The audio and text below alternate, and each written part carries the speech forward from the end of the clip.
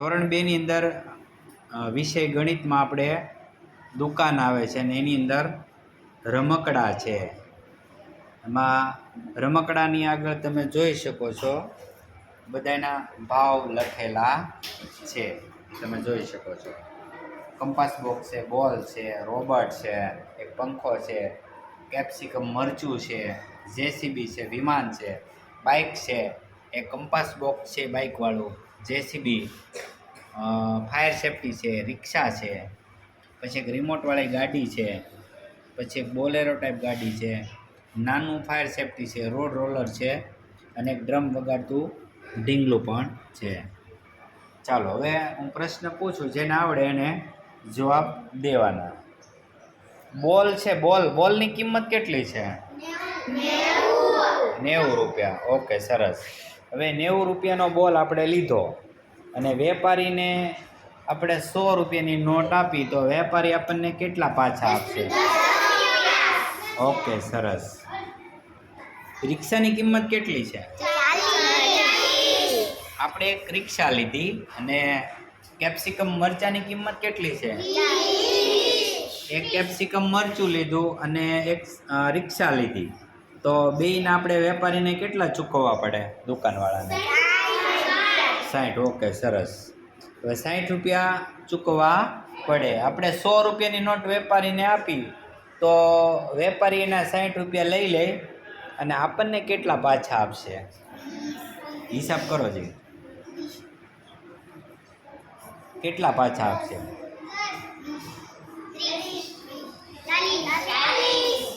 40 રૂપિયા. હા, એ બરાબર છે. જેસીબીની કિંમત કેટલા રૂપિયા છે? 70. ઓકે, સરસ. તો આપણે 100 રૂપિયાની નોટ આપી વેપારીને તો આપણને પાછા કેટલા આપશે? 30. બરાબર છે. એમ જો ભાઈ એવી રીતના જવાબ નહીં દેવાનો, હિસાબ કરવાનો, મનમાં ગણવાનું અને પછી જવાબ દેવાનો, આડેધડ નહીં. રોબોટની કિંમત કેટલી છે? 200 રૂપિયા. આપણને રોબોટ ગમ્યો? તમારે લેવો છે? તો 200 રૂપિયા આપણે ચૂકવવા પડે દુકાનવાળાને. 500 રૂપિયાની નોટ આપી આપણે અને રોબોટ લીધો 200 રૂપિયાનો તો વેપારી આપણને કેટલા રૂપિયા પાછા? 300 રૂપિયા. તમે તો ભાઈ બહુ હોશિયાર.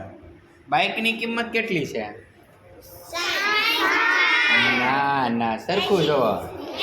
હા, હવે બરાબર. 80 રૂપિયા. આપણે એક બાઇક લીધું, એક કેપ્સિકમ મરચું લીધું 20 રૂપિયાવાળું તો બેયના થઈને આપણે વેપારીને કેટલા ચૂકવવા પડે? 100 રૂપિયા. યસ. આડેધડ જવાબ ન દો, એવો જવાબ નહીં દેવાનો.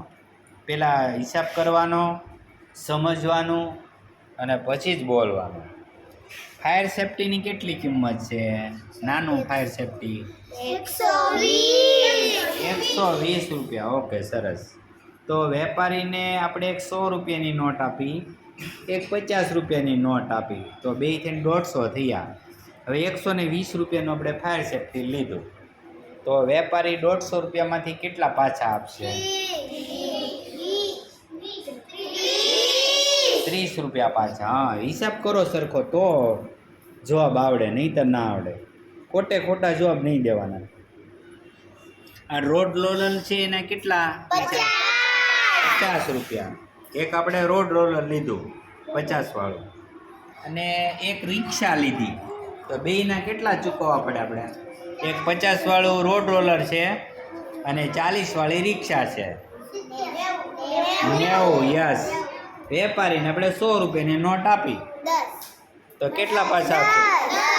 અરે વાહ, સરસ, વેરી ગુડ. વિમાનના કેટલા રૂપિયા છે? 150. ઓકે. અને રોબોટની બાજુમાં જો પંખો છે એના કેટલા રૂપિયા? ઓકે. વિમાનના 150 અને પંખાના 50. બે વસ્તુ આપણે લીધી તો વેપારીને કેટલા દેવા પડે? વાહ ભાઈ વાહ, સરસ. 200 રૂપિયા આપવા પડે. તો 200 રૂપિયા આપવા છે તો વેપારીને 100ની કેટલી નોટ આપવી પડે? ઓકે. અને 50ની દેવી હોય તો કેટલી નોટ આપવી પડે? ઓકે. હવે એક 50ની દેવી હોય ને બે 50ની દેવી હોય તો પછી બીજા 100ની નોટ કેટલી દેવી પડે? એક. હા બરાબર છે, સરસ, વેરી ગુડ.